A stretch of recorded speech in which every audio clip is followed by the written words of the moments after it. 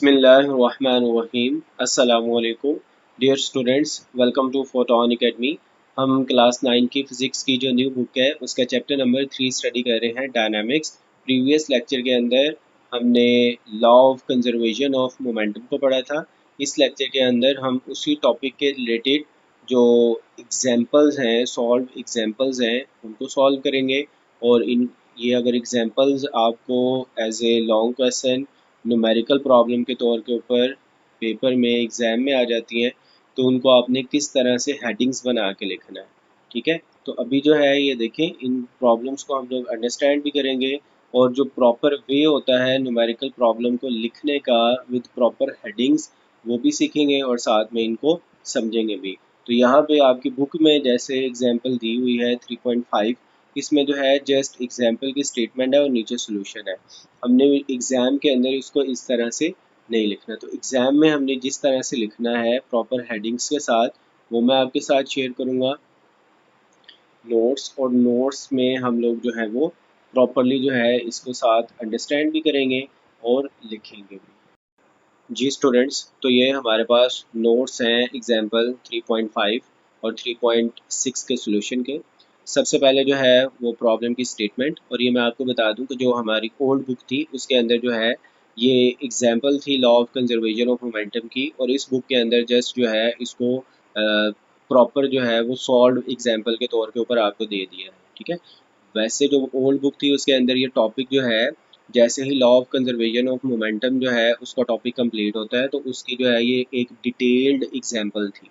ठीक हो गया, जिसमें हमने जो है गन की वेलोसिटी फाइंड आउट करनी होती है आफ्टर फायरिंग द बुलेट, जिसको रिकॉइल वेलोसिटी भी कहते हैं। तो ये बड़ा इंपॉर्टेंट लॉन्ग क्वेश्चन था जो ओल्ड बुक में और ओल्ड जो एग्जाम्स हैं उनके अंदर भी आता था कि आप जो है गन की रिकॉइल वेलोसिटी फाइंड आउट करें by using law of conservation of momentum.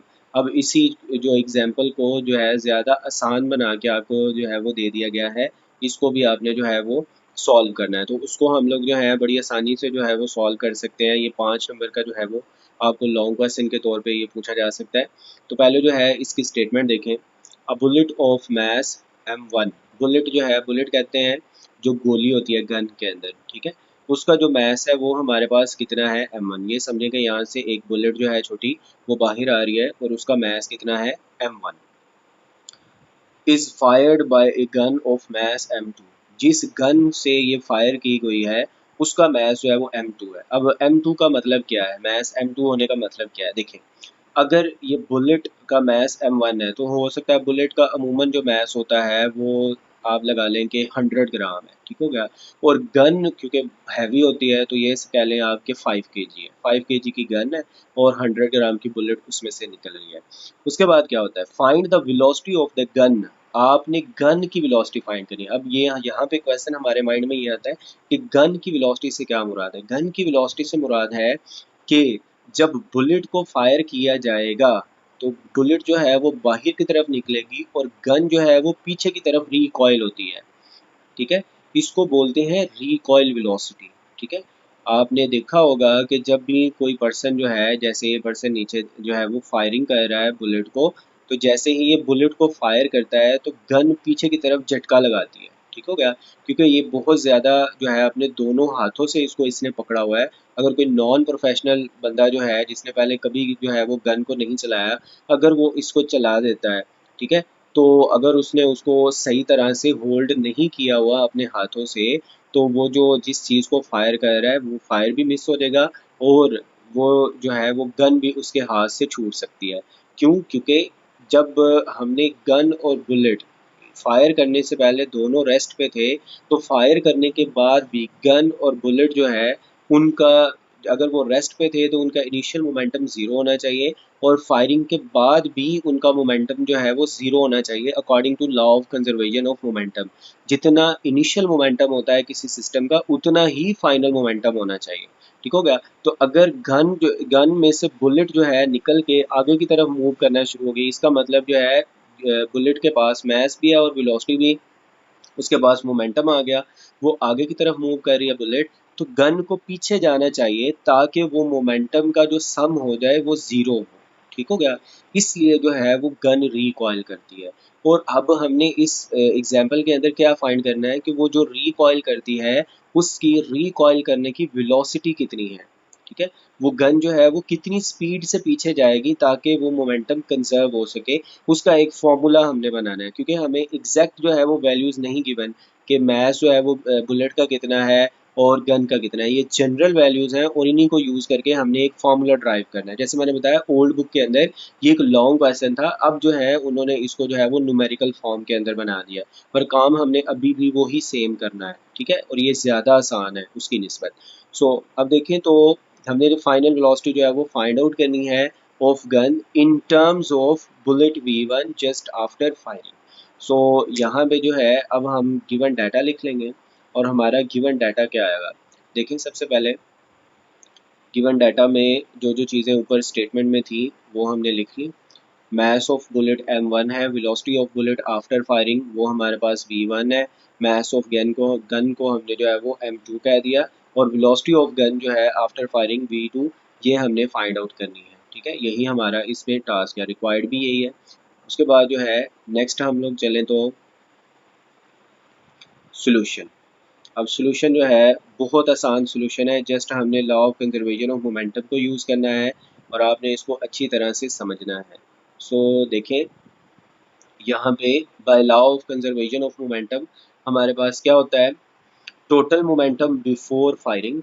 इस सिस्टम का जो गन और बुलेट का दो बॉडीज़ हैं इनका एक सिस्टम है, तो टोटल मोमेंटम बिफोर फायरिंग किसके इक्वल होना चाहिए, total momentum after firing.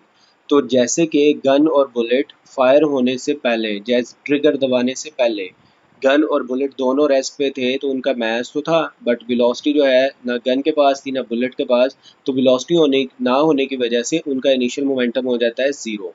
But fire करने के बाद जो बुलेट है वो आगे की तरफ गन से बाहर निकल के मूव कर रही है, उसका मैस है, और गन पीछे की तरफ मूव करती है, तो ये उनका क्या है, फाइनल मोमेंटम। तो जो टोटल फाइनल मोमेंटम है आफ्टर फायरिंग वो हमारे पास पूरे सिस्टम का आ जाएगा M1V1 प्लस M2V2।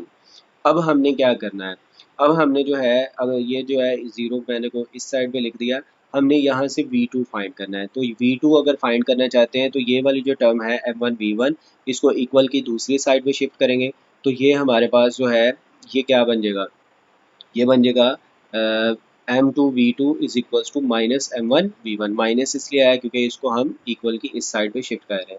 अब यहाँ से V2 जो है वो किसके इक्वल आ जाएगा, हम V2 फाइंड करने हैं तो M2 जो है यहाँ पे मल्टीप्लाई हो रहा है, इस साइड पे जाके डिवाइड हो जाएगा, तो यहाँ से V2 जो है ये बेसिकली क्या है, वेलोसिटी ऑफ गन और आफ्टर फायरिंग, और वो किसके इक्वल आ जाएगी, minus M1V1 divided by M2, ठीक है। M1 जो है ये है मास ऑफ बुलेट, V1 जो है ये है वेलोसिटी ऑफ बुलेट और M2 जो है ये हमारे पास मास ऑफ गन है।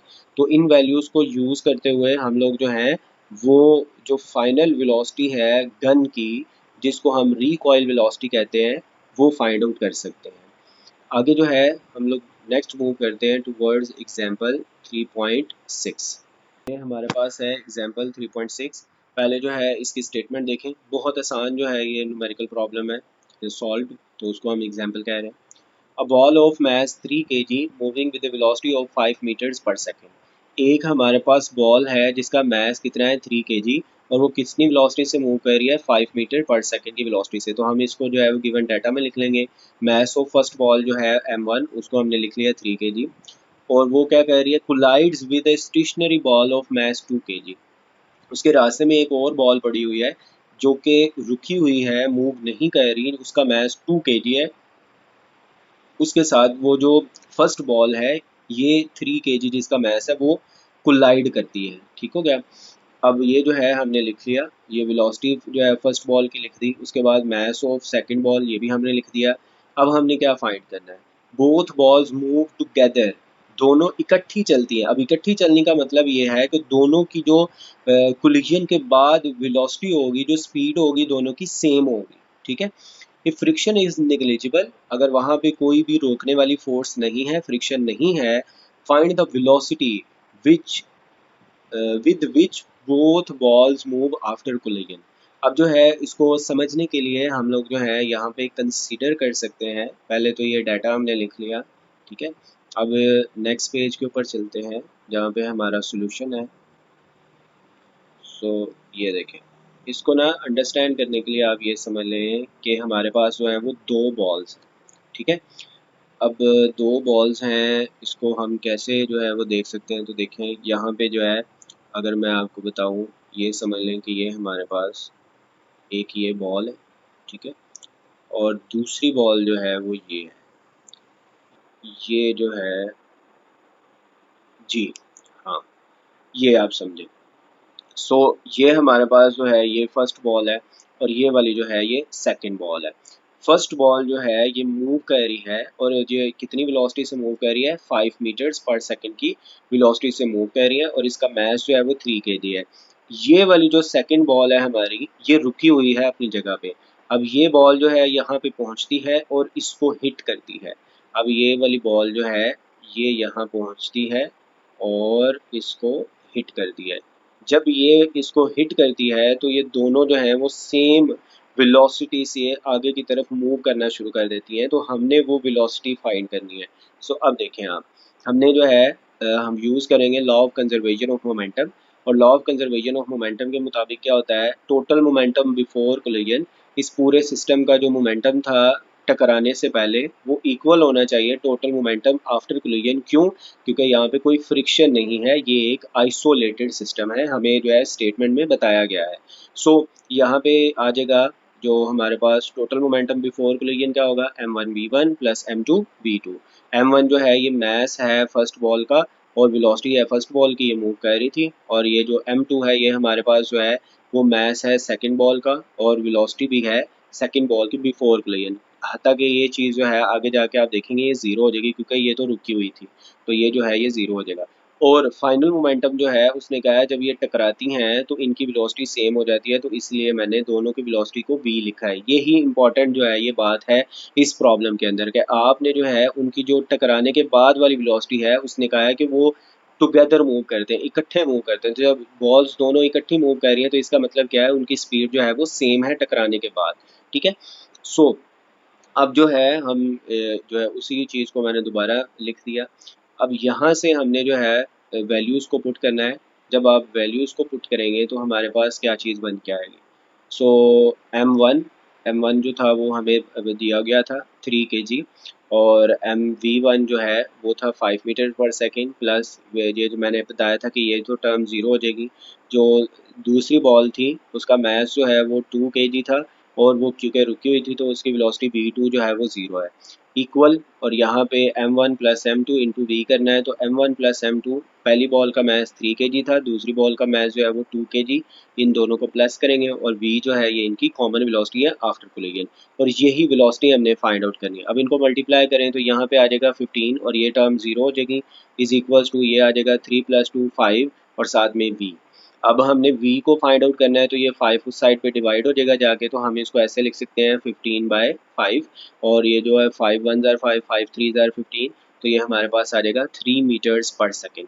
ये वेलोसिटी है जिस वेलोसिटी से ये दोनों बॉल्स जो हैं एक दूसरे को टकराने के बाद मूव करेंगी और हमारा आंसर आ जाएगा 3 metres per second. I hope आपको ये जो दोनों एग्जांपल्स हैं इनकी समझ आई होगी। अगर फिर भी आपका कोई क्वेश्चन हो तो आप कमेंट बॉक्स के अंदर मुझसे पूछ सकते हैं। Thank you so much for watching. अल्लाह हाफिज़।